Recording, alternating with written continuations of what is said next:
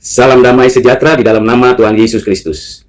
Model integrasi iman dan ilmu yang perlu ditelusuri dan diterapkan dalam kehidupan orang Kristen, model dogmatika. Di dalam ajaran Alkitab, ada banyak pembelajaran mengenai dogmatika.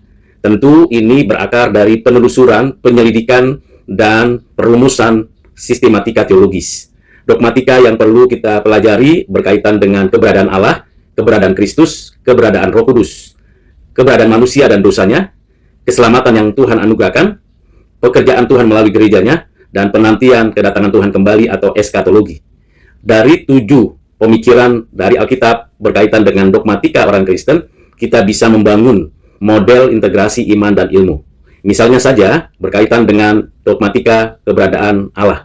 Tentu kita mengenal siapakah Allah dari Alkitab, karena Allah adalah Allah yang menyatakan diri atas alam semesta ini melalui hamba-hambanya dan dituliskan di dalam inspirasi verbal, yaitu Alkitab.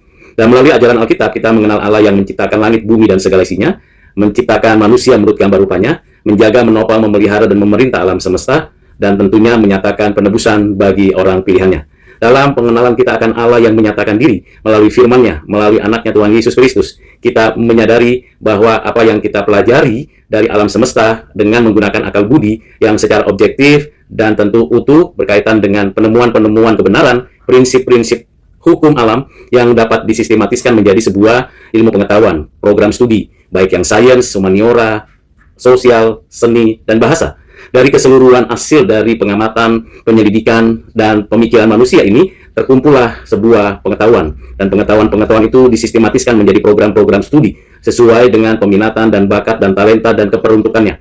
Dari kacamata pemikiran dogmatika Allah, kita mengerti bahwa segala sesuatu yang ada itu, yang diajarkan itu, perlu digali temukan kebenarannya, dan ketahuilah bahwa setiap kebenaran yang ada di segala program studi itu adalah kebenaran Allah.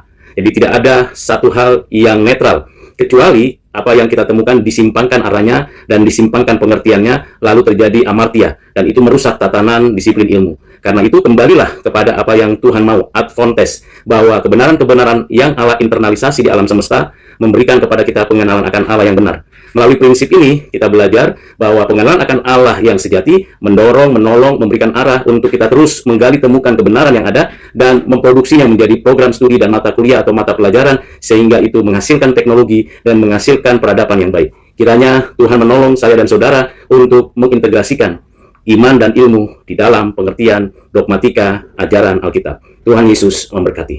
Amin.